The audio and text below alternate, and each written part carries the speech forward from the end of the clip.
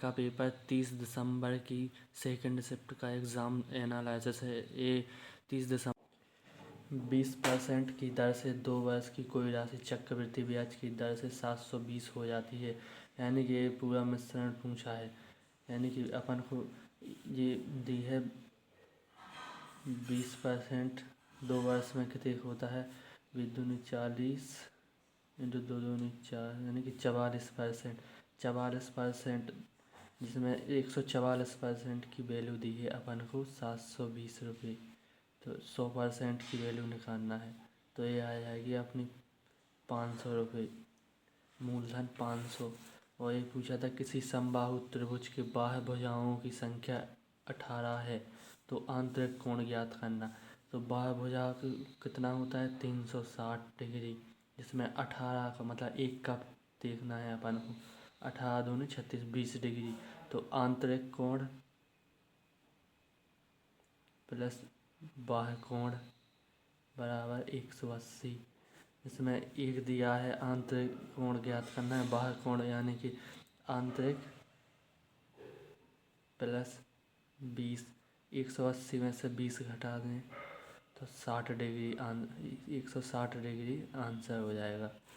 और ये था तो 10% के लाभ, पी ने 10% के लाभ पर क्यू को बेची और तथा आर ने क्यू को 5% के लाभ पर बेची। मतलब पी क्यू आर अगर अपन आप मान लेते हैं, मान लो पी ने 100% तो आर को 10% मतलब 110 में होगा। आर ने क्यू को 5% मतलब 110 का 105% अगर अपन निकालें लाभ पर तो ये आएगा 115.5 समथिंग। और फिर मुझे पी और आर को, यदि पी आर को बेचता है तो कितना लाभ होगा। सॉरी ये मतलब मैंने गलत लिख लिया, लेकिन इसमें ऐसा पूछा था कि मतलब सामान उस पर बेचता है, अगर पी भी उसको सामान पर बेचे तो मतलब इसका इससे परसेंट मतलब 100 मतलब 100 का 115%, 115.5% पूछा था। उसमें कितना लाभ होगा तो इसमें 15.5% आंसर था, जो एग्जैक्ट सवाल में आंसर था। और ये था 29 बच्चों की कक्षा का औसत 54 है। यदि एक शिक्षक को भी शामिल कर लिया जाए तो औसत 55 हो जाता है। मतलब 29 का 54 तो अगर एक शिक्षक मतलब एक के बढ़ने से यानी कि 30 के होने से 55 हुआ तो मतलब एक का तो मतलब 55 सॉरी 54 प्लस एक बढ़ने से, एक के बढ़ने से एक की औसत वृद्धि हो रही तो मतलब 54 तो ये उनका है। 29 बच्चों का एक बढ़ने से यानी 55 प्लस एक 26 क्या लिख रहा हूँ मैं, 55 95 55 ये आएगा इसका। अगर कोई गड़बड़ हो जल्दबाजी में तो आप देख लेना, लेकिन प्रश्न बिल्कुल सेम इसी तरह से आए थे। और अगला ये था एक वस्तु का अंकित मूल्य इतना है तथा विक्रय मूल्य इतना है। इसको जैसे एम आर पी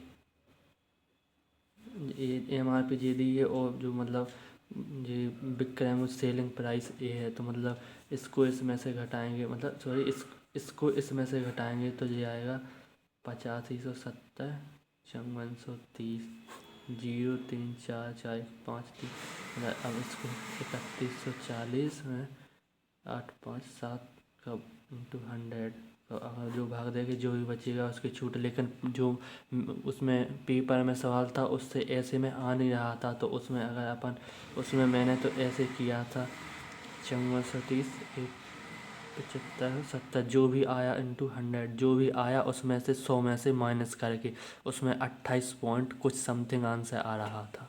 पेपर में जो एग्जैक्ट सवाल था ये मैंने बना के लिखा, लेकिन सेम इसी पैटर्न पर था। वही एक जी था प्रथम 9 संख्याओं का औसत। प्रथम 9 संख्याओं का औसत 10, उसमें आंसर भी एक ही सम संख्या थी जो 10 थी, बाकी सब विषम संख्याएं थी। एक बेलन का आयतन इतना है और त्रिज्या बेलन के इतने इतने वक्रपृष्ठ ज्ञात करना है। बेलन का आयतन पाई आर स्क्वायर एच 9702। त्रिज्या बेलन की यानी कि अगर बेलन आर और एच का अनुपात दिया है, आर 3x मान लो, एच को x मान लो। अगर अपन इस फॉर्मूले में रखेंगे 22.7 22/7, 3 तेरह 9 एक्स स्क्वायर इंटू एक्स बराबर 97, 0 2। अब इसे 11 से काटेंगे, 11 8 88, 11 8 88, 11 दूनी 22। अब यहाँ 2 बचा, 2 चौको 8, 2 चौको 8, 2 एकम 2। अब 9 बचा, 9 से काटे, 9 दूनी 9 चौको 36, 36 6 9 चौको 36, 37 8 39 40 41 42 43 44 6 7 8 9 9 81 इंटू 7। एक्स क्यू बराबर एक्स का मान आ गया 7।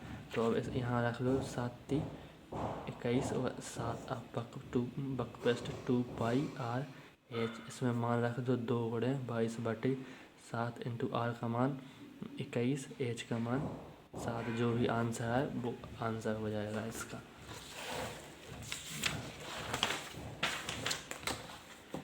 रीजनिंग में जे अधिकतर प्रश्न आ रहे हैं ऐसी संख्या, मतलब ये कौन बड़ी संख्या का पहला अंक या छोटी संख्या का, ऐसे मेरी शिफ्ट में 4 सवाल थे जो बिल्कुल इजी थे, ये सब पर बन गए होंगे। जैसे इसमें पूछा सबसे बड़ी संख्या का पहला अंक, सबसे बड़ी संख्या 834 इसका पहला अंक, और सबसे छोटी संख्या का पहला अंक सबसे छोटी, तो इसका योग पूछा 10। ऐसे 3 से 4 सवाल थे। और एक ऐसा था कि 84 बच्चों की कक्षा में अमन का दाएं रैंकिंग वाले प्रश्न एक था हमारी शिफ्ट में। मतलब टोटल इतने हैं, जैसे दाएं से 12 और बाएं से 5 पूछा था, इनके बीच में कितने अंक है वो पूछा था। इनको जोड़ के 12 और 17, 84 में 17 घटा दो 7 67, मतलब ऐसा आंसर था। सेम ऐसे ही प्रश्न आ रहे हैं ज़्यादा इजी, मतलब बिल्कुल इजी प्रश्न जो आराम से आप कर लोगे। मतलब रीजनिंग ऐसे अगर कोई एक बार ही पढ़ के जाए और मैथ नॉर्मल सिर्फ एक ही बार हर चैप्टर देख के जाए बेसिक वाले, उसका आराम से हो जाएगा। बस उसे करना है तो सिर्फ करंट अफेयर, जिसकी करंट अफेयर अच्छी हो उसका 100% सिलेक्शन हो जाएगा। और अगर आपको जानना है मैंने कितना स्कोर किया या मैंने कितना अटेम्प्ट किया, तो आप कमेंट कर दीजिएगा, मैं अपना अटेम्प्ट बताऊंगा और मैंने कितने प्रश्न सही हैं मेरे, कितने गलत हो गए ये भी बताऊंगा। Thank you.